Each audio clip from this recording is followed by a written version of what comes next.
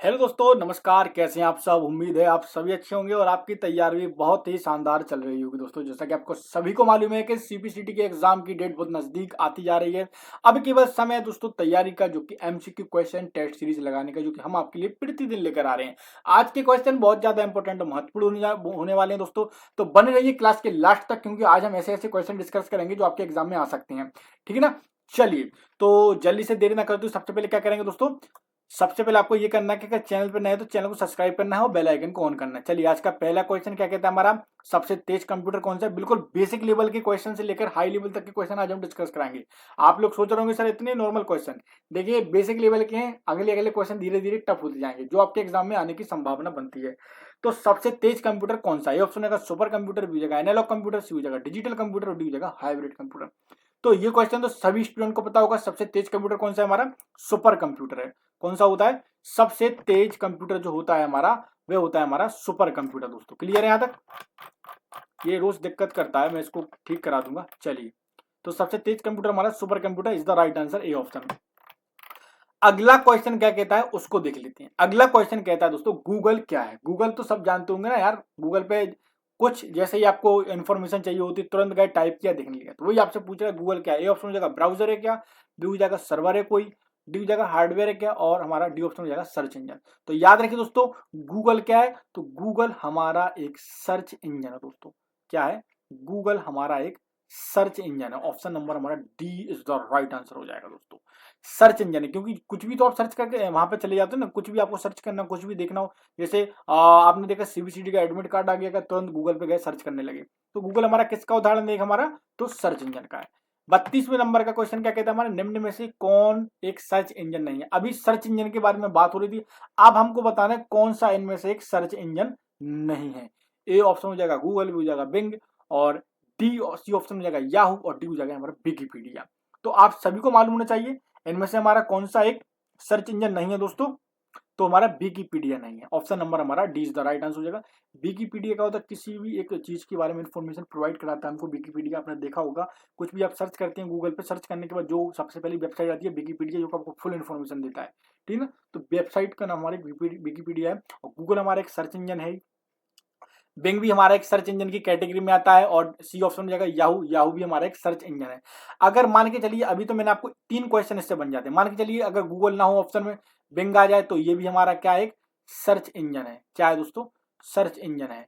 ठीक है ना? और अगर याहू आ जाए तो वो भी हमारा एक सर्च इंजन है। ठीक है ना? क्लियर है यहाँ तक? चलिए, 32 से 33वें नंबर के क्वेश्चन पर चलते हैं।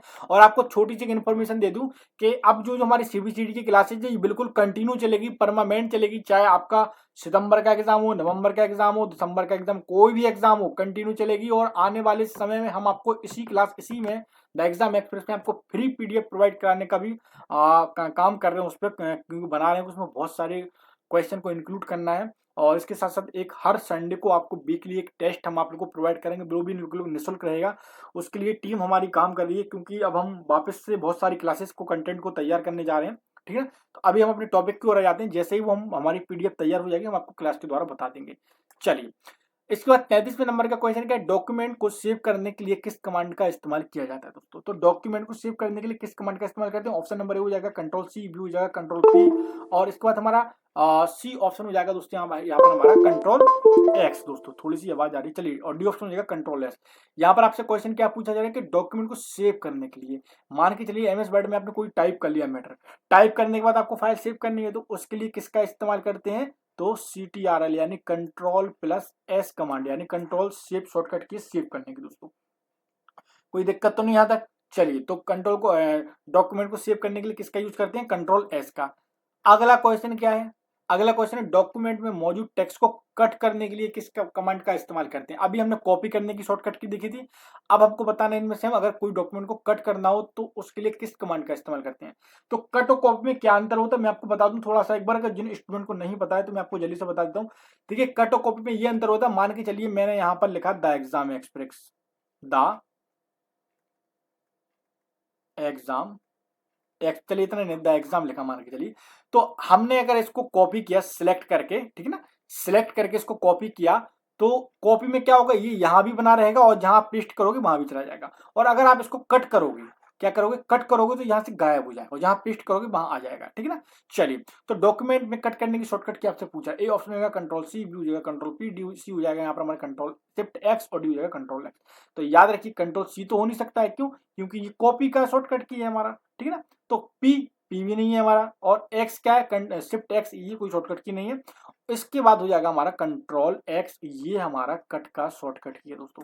कट का शॉर्टकट की क्या है, कंट्रोल एक्स है दोस्तों। ऑप्शन नंबर हमारा D is the right answer हो जाएगा। क्लियर है, दिक्कत तो नहीं आता किसी को। चलिए अगले क्वेश्चन को बढ़ते हैं, जल्दी थोड़े से क्वेश्चन दिख लेते हैं, क्योंकि बहुत सारे क्वेश्चन सोल्व कराने का मैं यहाँ सोच रहा हूँ आपको। तो इसके बाद अगला जो क्वेश्चन है वो कौन सा है दोस्तों, हमारा अगला क्वेश्चन है हमारा डॉक्यूमेंट में मौजूद टेक्स्ट को कॉपी करने के लिए किस कमांड का इस्तेमाल करें। ये क्वेश्चन तो हो गया यार, कंट्रोल सी है। चलिए रिपीट हो जाते हैं कई बार क्वेश्चन। इसके बाद देखिए अब कौन सा क्वेश्चन पूछा जा रहा है, डॉक्यूमेंट को प्रिंट करने की शॉर्टकट की पूछी जा रही है। कौन सी, डॉक्यूमेंट को प्रिंट करने के लिए किस कमांड का इस्तेमाल करते हैं। ए ऑप्शन होगा कंट्रोल सी, बी हो जाएगा कंट्रोल पी, और शिफ्ट हो जाएगा शिफ्ट प्लस एक्स, और उसके बाद हो जाएगा last option D control plus S. तो याद रखिए एस से सेव होता है, मैं आपको बता चुका हूं।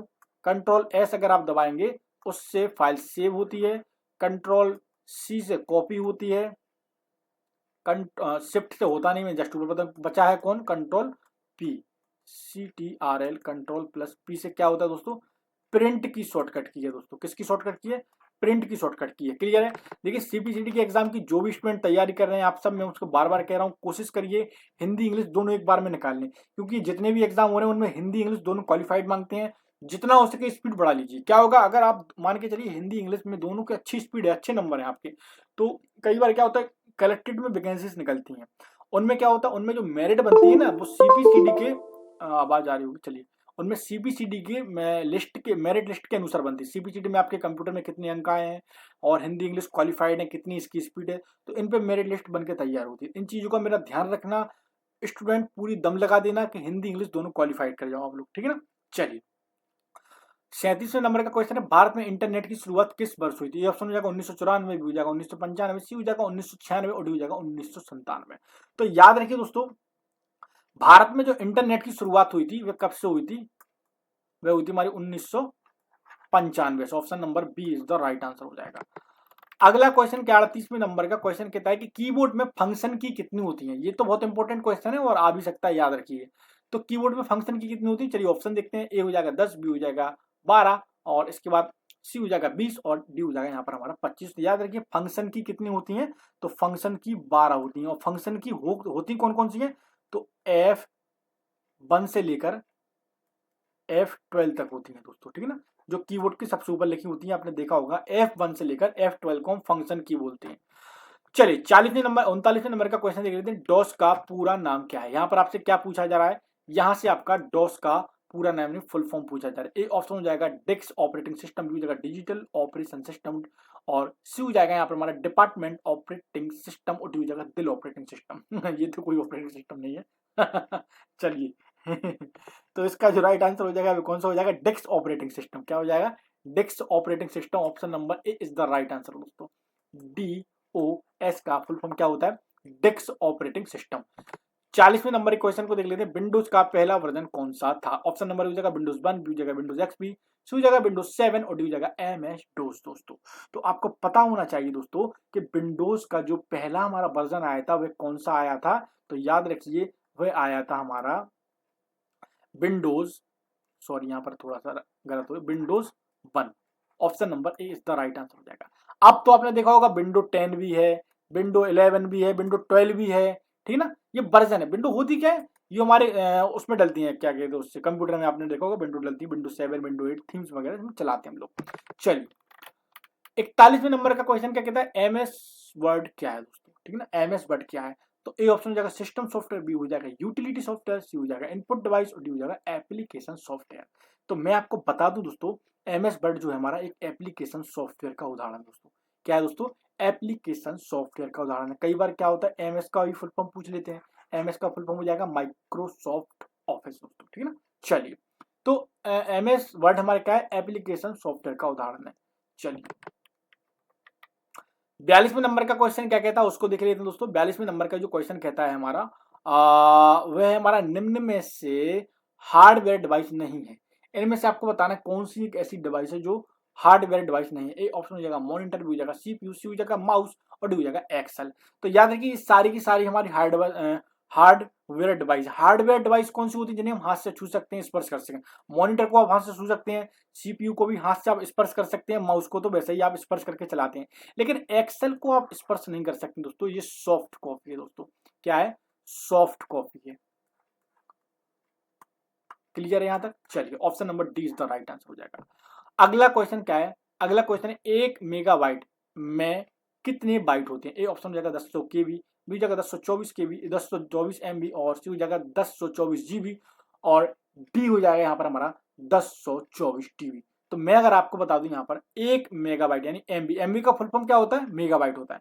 तो 1 मेगाबाइट में कितने केबी होते हैं दोस्तों?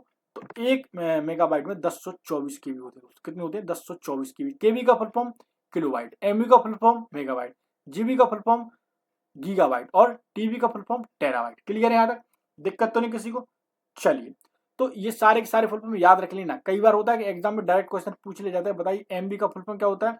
तो आप तो बता दोगे, अभी तो लिखा हुआ है यहाँ पर। क्या हो जाएगा? मेगाबाइट। केबी का क्या हो जाएगा? किलोबाइट। एमबी का क्या हो जाएगा? मेगाबाइट। जीबी का क्या हो जाएगा? गीगाबाइट और लास्ट टीबी का क्या हो जाएगा? टेराबाइट।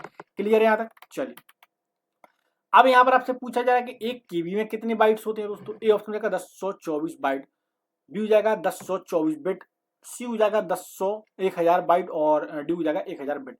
तो 1 केबी में कितने बाइट होते हैं दोस्तों? तो आप सभी को बताना है। तो 1 केबी में कितने बाइट होते हैं? 1024 बाइट होते हैं दोस्तों। कितने होते हैं? 1024 बाइट होते हैं। Option number A is the right answer. 45वें नंबर का क्वेश्चन क्या कहता है, लेकिन उससे पहले दोस्तों प्लीज आपसे रिक्वेस्ट है, निवेदन है कि प्लीज अगर आप हमारे चैनल पर नए, हमारे चैनल को सब्सक्राइब कर दीजिए, बेल आइकन को ऑन कर दीजिए, ताकि क्लास का नोटिफिकेशन सबसे पहले आपके पास पहुंचे। आपके सपोर्ट और सहयोग से ही हम ये क्लासेस को चला रहे हैं। मैं बार बार कह रहा हूं दोस्तों, चैनल पर नए हो तो जरूर चैनल को सब्सक्राइब करना। 45वें नंबर का क्वेश्चन क्या कहता है उसको देख लेते हैं। क्वेश्चन कहता है दोस्तों हमारे यहाँ पर कंप्यूटर की कौन सी यूनिट होती है दोस्तों?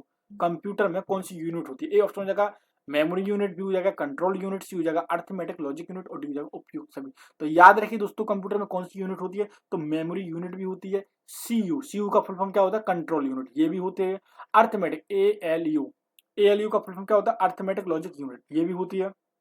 और डी उपयुक्त सभी, यानी ये तीनों होती हैं। उपयुक्त सभी यानी D option is the right answer. Clear है यहाँ तक? कोई दिक्कत तो नहीं, कोई कंफ्यूजन तो नहीं? चलिए, तो आज के लिए क्लास में इतना ही रहने देते हैं। उम्मीद है क्लास और कंटेंट दोनों आप सभी को पसंद आए होंगे। कल हम एक और नए कंटेंट के साथ, एक और नई क्लास के साथ आप सभी के साथ मिलेंगे। जब तक के लिए दोस्तों, जय हिंद, जय भारत, वंदे मातरम।